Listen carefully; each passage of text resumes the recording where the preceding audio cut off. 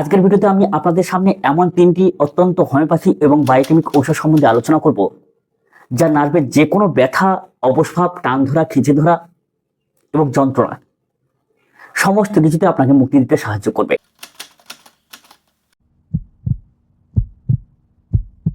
নমস্কার বন্ধুরা, আবারও আপনাদের আমার এই চ্যানেলে স্বাগত জানাই।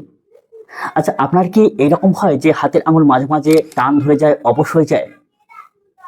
কিছুক্ষণ একভাবে বসে থাকার পরে পায়ে এমনভাবে ঝিনঝিনে ধরে যে সোজা হয়ে দাঁড়াতে পারেন না, কিংবা পিঠ থেকে শুরু করে কোমর হয়ে পা পর্যন্ত তীব্র বিদ্যুৎ গতির মতো ব্যথা অনুভব হয় টান ধরে? যদি এই লক্ষণগুলো আপনার সাথে মিলে যায় তবে বুঝে নিন আপনার শরীরের মধ্যে স্নায়ু এবং নার্ভগুলো দুর্বল হয়ে পড়েছে, অথবা কোথাও কোথাও নার্ভের এমন একটা চাপ সৃষ্টি হয়েছে যে সেজনিত কারণে রক্ত সঞ্চালন কম হয়ে গিয়ে ব্যথা সৃষ্টি হচ্ছে। আজকালকার দিনে ভিটামিনের অভাব, একটানা বসে কাজ করা বা সুগারের কারণে অর্থাৎ ডায়াবেটিকের কারণে এইরকম নার্ভের সমস্যার কিন্তু বিশাল প্রভাব দেখা যাচ্ছে। আজকের ভিডিওতে আমি আপনাদের সামনে এমন তিনটি অত্যন্ত হোমিওপ্যাথি এবং বায়োকেমিক ঔষধ সম্বন্ধে আলোচনা করব যা নার্ভের যে কোনো ব্যথা, অবস্ভাব, টান ধরা, খিঁচে ধরা এবং যন্ত্রণা সমস্ত কিছুতে আপনাকে মুক্তি দিতে সাহায্য করবে। হ্যাঁ বন্ধুরা, আপনারা দেখছেন গ্রামীণ হোমি চ্যানেল, আর আমি আপনাদের বন্ধু নিত্যানন্দ পাল। এই ভিডিওর মাধ্যমে সমস্ত কিছুটা বিস্তারিত আলোচনা করার চেষ্টা করব।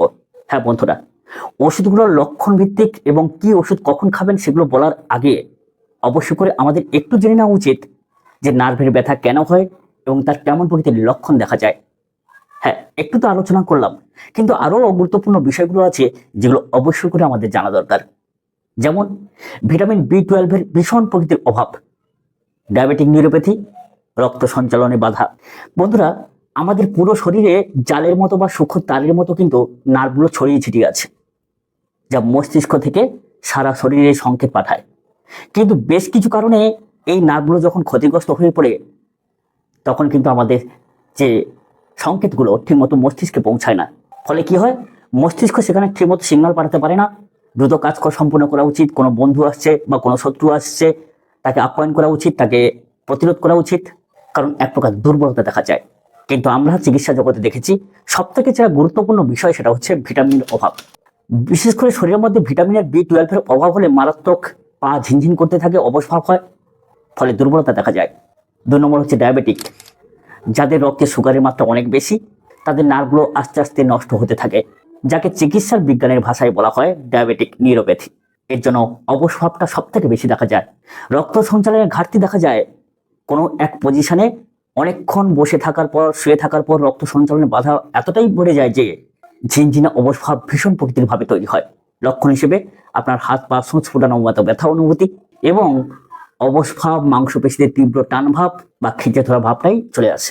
এবার আছে বন্ধুরা, কোন কোন হোমিওপ্যাথি ঔষধ বা বায়োকেমিক ঔষধ কেমন প্রকৃতির লক্ষণ থাকলে আপনি সেবন করবেন। বন্ধুরা, আমাদের হোমিওপ্যাথি লাক্ষণিক চিকিৎসা, অর্থাৎ যেমন প্রকৃতির লক্ষণ থাকবে আপনি সেরকম ভাবে আপনার চিকিৎসাগুলো নিতে পারবেন। হ্যাঁ বন্ধুরা, হোমিওপ্যাথি আমাদের লাক্ষণিক চিকিৎসা, অর্থাৎ যেই রকম ভাবে আপনার লক্ষণ মিলবে আপনি সেইভাবে কিন্তু চিকিৎসা নিতে পারবেন, সেই ওষুধটা সেবন করতে পারবেন। বন্ধুরা, 3টি ওষুধের মধ্যে প্রথম যে ওষুধটা সম্বন্ধে আলোচনা করব সেটা হচ্ছে হাইপেরিকাম। বন্ধুরা, এই হাইপেরিকাম হোমিওপ্যাথি ওষুধটা নার্ভের যে কোনো আঘাত বা ব্যথার জন্য 1 নম্বর ওষুধ হিসেবে কিন্তু বিবেচিত হয় বা ব্যবহার করা হয়। বিশেষ করে যদি আপনার নার্ভের ব্যথা সূঁচ ফোটানোর মতো বা বিদ্যুৎ গতির মতো চমকানো ব্যথা হয়, হাতে পায়ের পাতা অবশ হয়ে যায়, তবে হাইপেরিকাম ম্যাজিকের মতো আপনার ক্ষেত্রে কাজ করে। বিশেষ করে শিরদাঁড়া ও কোমরে কোনো নার্ভ চেপে গেলে এই ওষুধটা অত্যন্ত কার্যকরী। 2 নম্বর যে হোমিওপ্যাথি ওষুধটা সেটা হচ্ছে কস্টিকাম। যদি আপনার হাত বা পায়ের পেশি বা নার্ভগুলো এতটাই দুর্বল হয়ে পড়ে যে অবস্ভাবটা সব থেকে বেশি দেখা যায়, যেন সেখানে প্যারালাইসিস বা পক্ষাঘাত সৃষ্টি হয়েছে। যদি আপনার হাত ও পায়ের পেশি বা নার্ভগুলো এতটাই দুর্বল হয়ে পড়ে যে যে কোনো হাত দিয়ে কোনো জিনিস যদি আপনি শক্ত করে ধরতে চান তাহলে শক্ত করে ধরতে পারেন না, হাতটা আলগা হয়ে যায়, কিংবা হঠাৎ করে যদি দেখা যায় যে পাটা ভারী হয়ে গেছে, যেন অবসন্ন ভাব, প্যারালাইসিস প্রকৃতি, তাহলে এই কস্টিকাম হোমিওপ্যাথি ওষুধটা অত্যন্ত কার্যকরী। এটি নার্ভের অবস্ভাব থেকে নার্ভকে সতেজ করতে বা শক্তিশালী করতে, বা কোনো পক্ষাঘাত জাতীয় বা নার্ভ যখন সেন্সলেস হয়ে যায় তাকে ফিরিয়ে আনতে কিন্তু ভীষণভাবে সহযোগিতা করে। 3 নম্বর একটা বায়োকেমিক ঔষধ, সেটা হচ্ছে ম্যাকফস। হ্যাঁ বন্ধুরা, এটা একটা tissue salt, biochemic tissue salt যাকে বলা হয়। যদি নার্ভের কোনো কারণে হাত পা ঝিনঝিন অবস্ভাব, কামড়ানি, খিঁচে ধরা, চিড়িং মারা এইরকম ব্যথা আসে। আর সেই ব্যথা যদি বিদ্যুৎ গতির মতো যাওয়া আসা করে, এক টানা না হয়, আর সেই ব্যথা যদি চাপে উপশম হয়, তাপে উপশম হয়, তাহলে আর কোনো কথা নেই। এই ম্যাগনেসিয়ামের অভাবে আমাদের শরীরের মধ্যে একটা কম্পন অনুভূত হয়, থরথর করে কাঁপতে থাকে। বেশিরভাগ ম্যাগনেসিয়াম এবং জিঙ্কের ঘাটতির কারণে কিন্তু এই নার্ভের সমস্যাগুলো বা কম্পনগুলো আসে। তো বন্ধুরা, এ পর্যন্ত কিন্তু তিনখানা ওষুধ সম্বন্ধে আলোচনা করেছি: হাইপেরিকাম, কস্টেকাম এবং ম্যাকফস বায়োকেমিক টিস্যু সল্ট। এবার আসি সেবনের বিধি, অর্থাৎ কিভাবে আপনি সেবন করবেন। প্রথম যে ওষুধটা তাহলে বললাম কি, হাইপেরিকাম। এটা 30 বা 200 পোটেনসিতে নেবেন। সকাল বিকাল আহারের আগে 1 থেকে 2 ফোঁটা করে সেবন করুন, 1 ঘন্টা আগে, মানে আহারের 1 ঘন্টা আগে। 2 নম্বর যে ওষুধটা সেটা হচ্ছে কস্টিকাম, 30 বা 200 পোটেনসি। তবে কস্টিকাম একটু নার্ভের সমস্যার ক্ষেত্রে যেহেতু ব্যবহার করছেন, তাহলে 200 পোটেনসিতে এখানেই নেবেন। 200 পোটেনসিতে দুপুরাতে আহারের 1 ঘন্টা আগে 1 থেকে 2 ফোঁটা করে সেবন করুন। বাকি থাকলো একটা বায়োকেমিক টিস্যু সল্ট, ম্যাকফস। এই বায়োকেমিক টিস্যু সল্টটা দুপুর রাতে আহারের 1 ঘন্টা পরে 5টি করে বা 4টি করে আপনি চুষে খান, বা একটু চিবিয়ে খেয়ে 30 ml মতো গরম জল সেবন করুন। অত্যন্ত কার্যকরী একটা ঔষধ। তো এই 3টে ঔষধ কিন্তু নার্ভের শক্তিশালী ঔষধ, প্রত্যেক হোমিওপ্যাথি ডাক্তারবাবুও জানেন। নিশ্চয়ই সেই সমস্ত ডাক্তারবাবু নিঃসন্দেহে স্বীকার করবেন যে এই 3খানা ঔষধ নার্ভের শক্তিশালী ঔষধ হিসেবে পরিচিত। যাই হোক, অবশ্যই করে ওষুধগুলোকে সেবন করবেন।